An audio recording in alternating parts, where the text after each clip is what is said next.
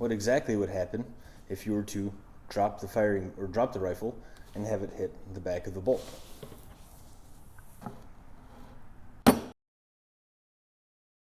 Hey YouTube, welcome back to Arcane Armory. Today we're going to do a little side quest on our 1903 Springfield project. You can see I've got it blocked up here in the vise that we were doing some checkering on it, and it's a long and tedious process. So there'll be an update on that soon, but I want to actually have some footage to show you before we get into it. So in the meantime, I thought we'd go over something that's been irking me for a little while, and it is a shooter's tendency to decock their firearm to make it more safe while a round is in the chamber. Specifically in this case, we're talking about bolt-action firearms with a means to decock them. In our first example, we have the Mosin Nagant, and I have seen people at the range and on the internet with a round chambered in the rifle to put their hand on the bolt, pull the trigger, and let the bolt ride forward. Now the rifle is not cocked, the idea being that it cannot go off if it's not cocked. Seems pretty sound, right? The same is true with the 1903 Springfield action, and we have that here. This is the action from our rifle. Pretend there's a stock on it. We're going to do some stuff on that for demonstration purposes, but for right now, one thing I'd like to demonstrate is that this makes your rifle incredibly dangerous, and you can kill yourself or somebody else by decocking your rifle. Let me show you why. First of all, the Mosin and the 1903 are both a cock on open design, meaning that when you lift the bolt, you hear a good click. That is the bolt being cocked, and the bolt is in the rear position. Now with the Mosin, to remove the bolt, we simply pull the trigger here and remove the bolt. And as we can see, no firing pin is protruding.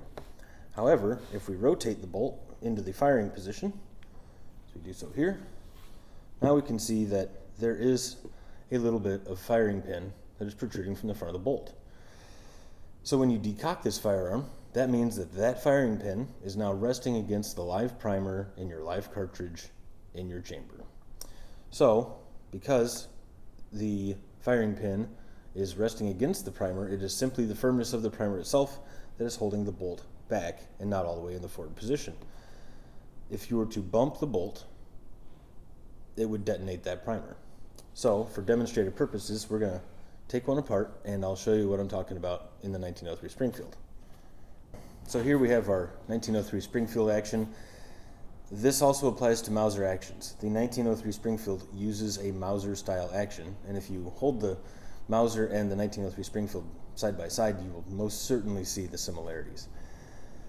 Fun fact, the Mauser rifle during World War I was still under patent, and the United States was paying royalties to the Mauser brothers for the use of their design in the 1903 Springfield while American soldiers were at war with Germany.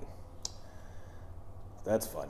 To take the bolt out of our 1903 Springfield, we put our magazine disconnect to the center position, and allows us to simply remove the bolt. Now, like the Mosin, and we can release that forward. Now this is the same position that the bolt would be in were you to squeeze the trigger and fire around. Again, if we examine the front of the bolt, our firing pin is protruding from the front of our bolt, which means that the firing pin is resting on a live primer. Well, would that set off a live primer, and how dangerous is it? For demonstrative purposes, what we're going to do is we're going to place a fired cartridge with a dent in the brass. We're going to place that on the front of our bolt under the extractor, and we can see that the bolt does not want to, or the cartridge does not want to set flat. It is held up by the firing pin, and we can feel a small click in this cartridge as it presses the firing pin back into the bolt. This would be the case were this round in the chamber, as it would not be able to be crooked. So how much force is actually on this cartridge?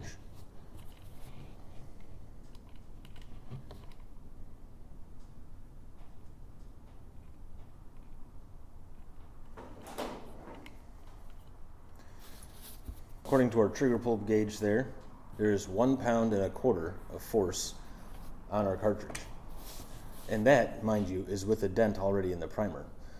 Let's take it apart and see what happens when there's no dent in the primer. So this is actually a fairly straightforward test. all we have to do is decock our rifle cartridge,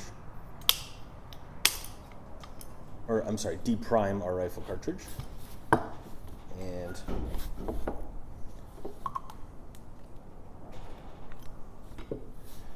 here is our primer, and we're just going to remove the anvil from the primer. We don't need that. All we have to do is pound the little dent out of our primer cup.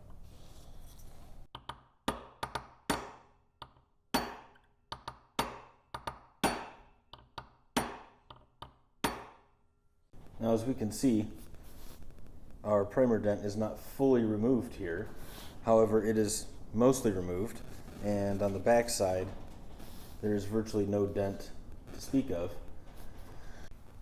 We can simply reprime our cartridge case. Now, for you brainlets out there, I know I shouldn't have to say this. Do not use a live primer if you're going to conduct a test like this. The anvil basically falls out of an old primer. Use one of those. It's no big deal. Do not use a live primer.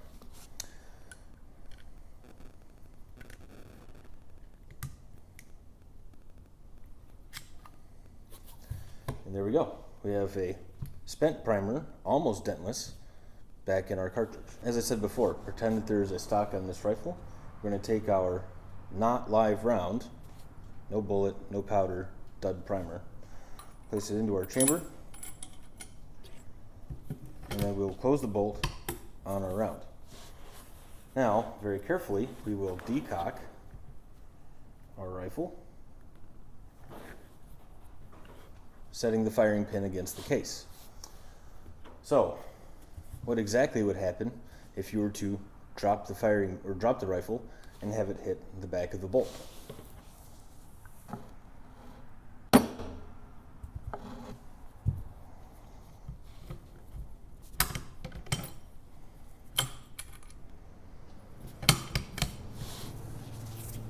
Well, let's see what this looks like. There's a significant dent all the way around our primer. Now, the anvil adds some structure into the primer cup, and since we didn't put it back in, the entire primer has sunk in. However, this dent would be more than enough to detonate a live cartridge should you decide to decock your rifle on a live round. Okay, so if you can't decock the rifle on a live round, what should you do instead? Well, unlike the Mosin Nagant, the Mauser action, both German Mauser variant and 1903 Springfield, feature a mechanical safety. So the safety on our 1903 Springfield features 3 positions.